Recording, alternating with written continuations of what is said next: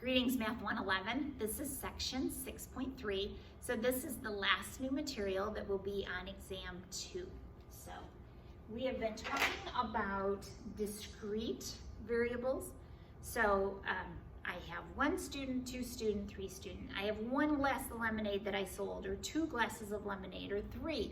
I'm not gonna sell a partial glass, okay? Either sell it or I don't. So we're gonna talk about addition properties.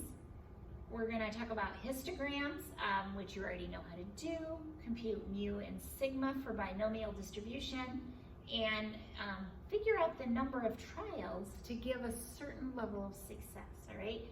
So a theme through this class, one theme is that we have, the bigger the sample, the better the data. Okay, so the bigger the sample, I was trying to think of a fancy way to say that, but the bigger the sample, the better the information, right? We also know that talking to everybody, so talking to the entire population, gives us better information than just taking a sample. Right? So, graphing a binomial distribution. So any probability distribution can be represented in a graphic form. That's why we spend the first little bit of the chapter of the semester talking about graphs and how important they are. We're gonna put the values of R along the horizontal axis, and you've already seen that. We did one of those in 6.1. And the values of the probability, big P of R, okay? So for that situation, along the vertical or y-axis, okay? So let's say that you're a waiter at the Green Spot restaurant, and this waiter has learned that people dining alone, the chance of them leaving a tip is 0.7%, or 0.7, which is 70%. During one lunch hour, this waiter serves 6 people, so n equals 6. Make a graph of the binomial distribution, probability distribution, that shows 0, 1, 2, 3, 4, 5, or 6. Again, you could have 0 people leave tips, right? You'd hope not, but it could happen. Life is life, right? So it has n trials. P is 0.7. If P is 0.7, then little q is 0.3, right? I never know if I should put the 0 there or not. So that's my P and my Q. And I make a chart. I read this off of my binomial distribution table. So that chart in the back of your book that we've looked at, that again is also posted in Canvas. So R is 1, 2, 3, 4, 5, or 6. So that's going to be my horizontal axis. My vertical axis or my y-axis are these values. So there's only 0.001, so 0.1% chance that nobody will. Whew, good thing. If I was a waiter, I think that would be important to me. So we're gonna do this chart. Ta-da. So here's my x-axis has the values of R, my y-axis has the values of P of R, and each bar is 1 unit wide, okay? Remember back to when we first did histograms, we had a value, we had our limits, and we went back a half, up a half. Well, when we do these distributions, discrete distributions, the values are in the middle, and they only count by 1. So coming down a half or going up a half puts it right in the middle between 0 and 1, or 1 and 2, and 2 and 3, and so forth, okay? So when we have discrete, we always count by 1, okay? And each bar is 1 unit wide. The height is whatever the probability. Again, for this situation, n equals 6, little p equals 0.7. For this situation, these are my probabilities, those heights. Okay, probability of a particular value is given not only by the height, but by the area, because each one is 1 unit wide, so 1 times whatever the height is also gives you that same area. Sometimes, remember I've made a big deal that they have to add to 1.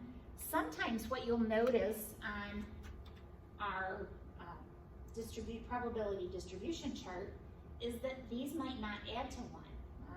See if I can find one. Oh, it looks like this one, okay? So if n is 2 and R is 0, 1, or 2, probability of success is 0.05, if I added these numbers up, I actually get 0.999. I don't get 1. Why is that? Because of rounding. So it uses this formula that happens to be posted at the top. It uses that formula, but sometimes the rounding errors make it either be 0.001 or 0.999, something like that. So don't worry about that. We'll just assume they're 1, they're really close to 1. If you need really super precise, then you can do the longer calculation, and that's just fine, because that's fine, right? So the mean and standard deviation of a binomial distribution.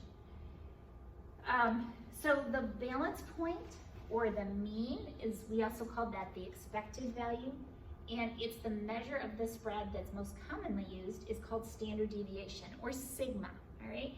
So one of the things I like to do is ask you all the time, what is mu, what is sigma, what is x bar, what is s, okay? What is x, what is r, what is big P, what is little p? So ask yourself those questions all the time. Make sure that the variables flow off your tongue, okay? And that you're not getting stuck on them. So if you have to make yourself a fun little chart with all those variables on it, do it, all right? So we also call mu the expected value. So now one of the questions you may ask yourself is, under chapter 6, you'll see 2 different formulas for mu and 2 different ones for sigma. So what's the difference? This one is much simpler than the first one you saw. So mu is equal to n times p, all right? So in this case, the examples we did in 6.2 had a particular p. The first one we talked about here, the p was 0.7. So it didn't matter what r was, little p was still the same. So when that's true, you can use this simplified formula, n times p. N is the number of trials, p is my probability. So if I have 6 times 0.7, that's 0.42. So 42% is my expected, or 4.2, sorry, I moved my decimal. 4.2 would be my expected value.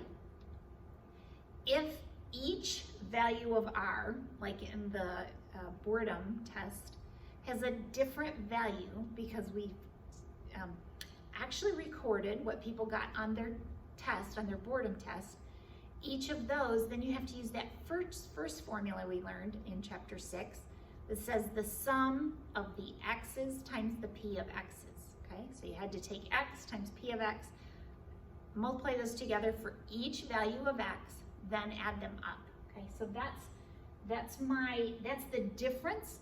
So if p is one value, then you can use these simplified formulas. If there's a different p for each value of r or x, however you wanted to think of that, then you have to use those more complex formulas, okay? So sigma is the square root of n times p times q. Now sometimes you see this formula written out with the 1 minus p, so it'll say n times p times 1 minus p.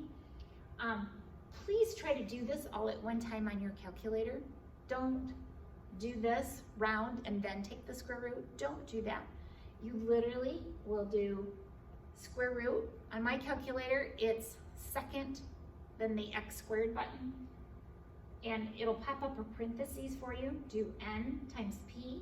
If you're not able to do q in your head, or maybe it's a more complex thing, put it in parentheses, 1 minus p, close both parentheses, and then you have your answer, okay? So try to do it all at one time.